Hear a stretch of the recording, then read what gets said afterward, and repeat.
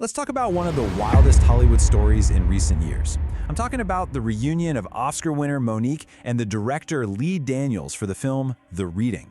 It's a story that's got everything: incredible success, a huge, very public fallout, and a comeback that, honestly, nobody really saw coming. So let's just jump right into the big question, the thing that had everyone scratching their heads. You've got this powerhouse actress and this visionary director finally getting back together after a 13-year feud, and the movie they make gets called ultimately forgettable.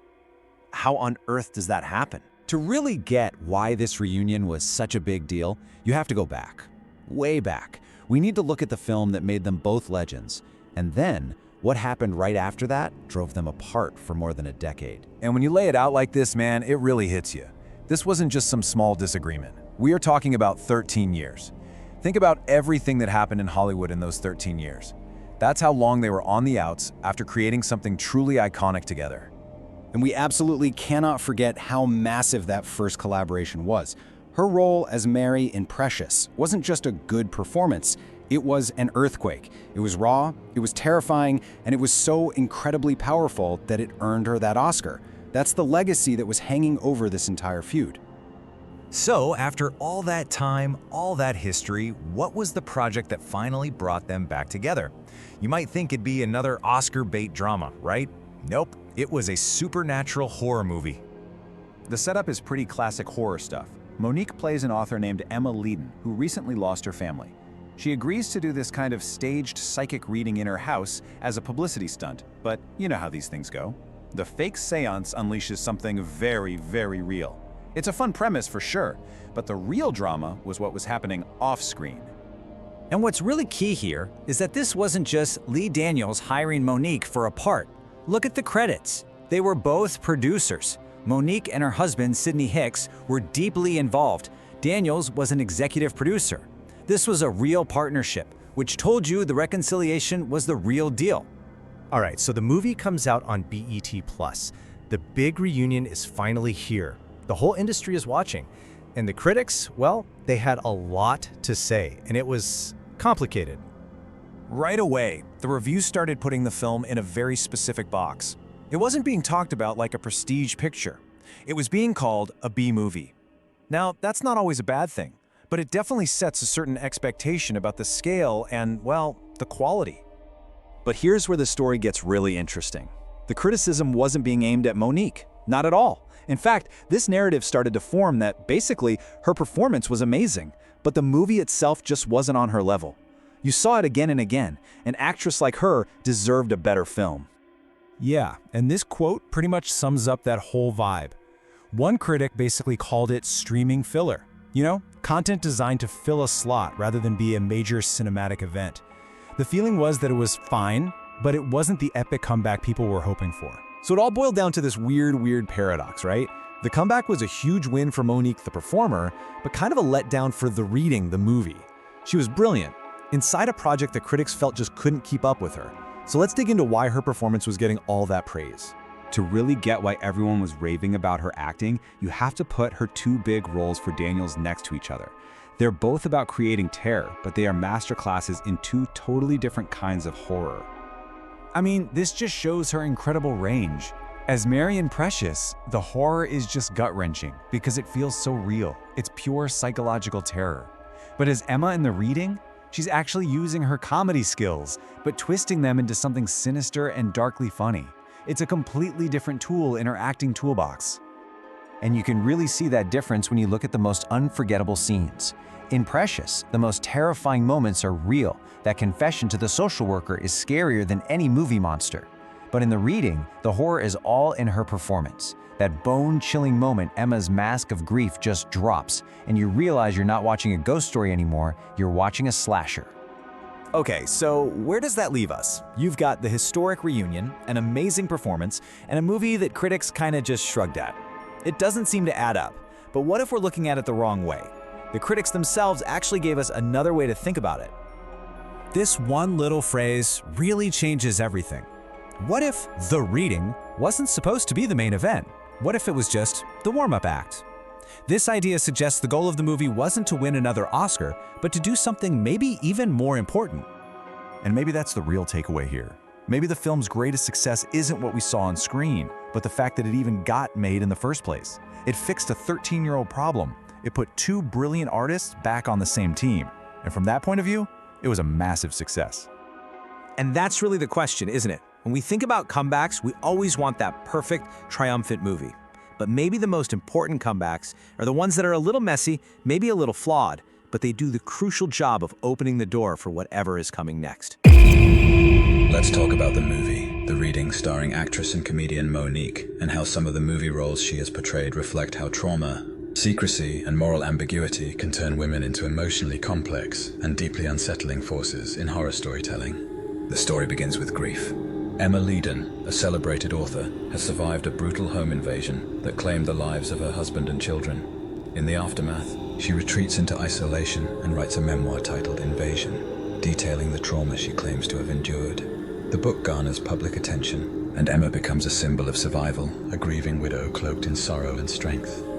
To promote her memoir, Emma agrees to a live psychic reading inside her fortified home. The event is staged for publicity, featuring a young medium named Sky Brown and her crew. The atmosphere is theatrical, but as the seance begins, Sky's connection to the spirit world intensifies. The air thickens, the house seems to respond. Then, everything changes. Sky channels something dark.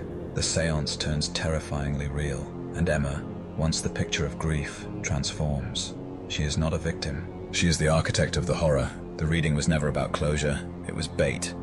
Emma unleashes calculated violence with chilling calm. Her shift from mourning mother to remorseless predator is a genre-defying moment praised for its psychological intensity. The film pivots sharply from grief memoir to slasher thriller, catching viewers off guard and amplifying dread through atmosphere rather than gore.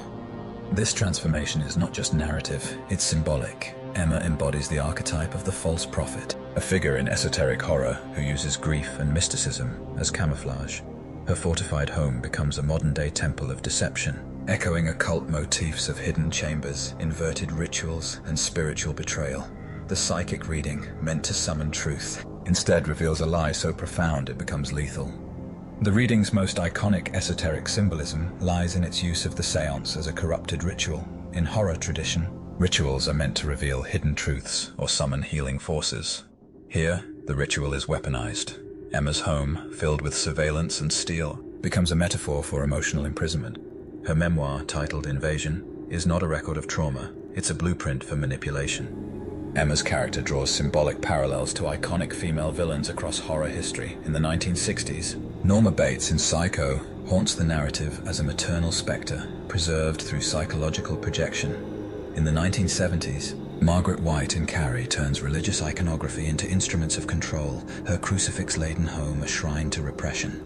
The 1980s gave us Annie Wilkes in Misery, whose obsession and isolation mirror Emma's own descent into madness. The 1990s introduced Dolores Claiborne, a morally ambiguous survivor whose violence is reactive, not sadistic. And in the early 2000s, Samara Morgan in The Ring channels esoteric horror through cursed media and water symbolism. Her trauma literally leaks into the world. Emma Leeden stands among these women, not as a victim of circumstance, but as a predator cloaked in pain. Her esoteric symbolism lies in the duality of her persona, the grieving widow as mask, the as truth. Her home, her book, and her seance are all ritualistic tools, each one a false relic designed to lure and destroy. Monique's portrayal of Emma echoes her earlier role in Precious, where she played Mary, the abusive mother of Clarice Precious Jones. Though Precious is not a horror film by genre, its depiction of real-life trauma is emotionally horrifying. Mary's kitchen monologue, where she justifies her to a social worker, is so disturbing that many viewers describe it as scarier than any horror movie. Another unforgettable scene occurs when Mary throws a television at Precious, a moment of explosive rage that lingers long after the credits roll. Mary's character is steeped in esoteric symbolism. She represents the devouring mother, a Jungian archetype often used in horror to explore generational trauma. Her apartment becomes a psychological prison, her words incantations of guilt and shame. Like Emma, Mary uses emotional camouflage to manipulate and destroy. The horror lies not in supernatural forces, but in the emotional realism of and neglect. Other horror films like Dolores Claiborne, portrayed by Kathy Bates, offer a contrast. Accused of committing a fatality, Dolores is revealed to have eliminated her exploiting husband to protect her daughter. Her story unfolds through flashbacks, revealing years of domestic and emotional isolation. Unlike Emma and Mary, Dolores is not a villain. She is a survivor. Her violence is reactive, driven by maternal instinct. The esoteric symbolism in Dolores Claiborne centers around the eclipse, a recurring motif that represents hidden truths, cycles of trauma, and the shadow self. The eclipse becomes a cosmic reckoning, a moment when buried pain surfaces and justice is reclaimed. Dolores' stoicism, her silence, and her moral ambiguity make her a domestic horror figure, terrifying in her emotional depth and complexity. Together, these characters reflect the evolution of female horror archetypes, from the unseen manipulator to the religious zealot, the obsessive caregiver to the emotionally violent mother, and finally to the morally complex protector. Each woman carries esoteric weight. Their stories are not just terrifying, they are symbolic rituals that expose the darkest corners of the human psyche. Emma Leeden's psychological profile reveals a woman who fakes trauma for manipulation, uses grief as a facade, and commits violence for power and control.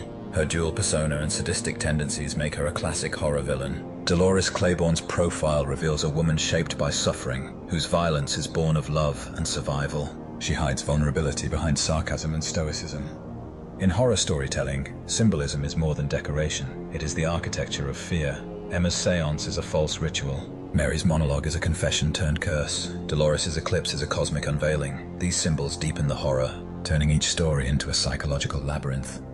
Emma Leeden is a horror villain by design. Dolores Claiborne is a horror figure by circumstance. Mary is a horror mirror, reflecting the monsters born from silence and systemic failure. And Monique, through these roles, forces us to confront the esoteric truth. The most terrifying monsters are not always hiding in the dark. Sometimes they are hiding in plain sight. Leave your comments, like, share, and select the next video for more chills and thrills. Until next time, happy screams and hilarious dreams.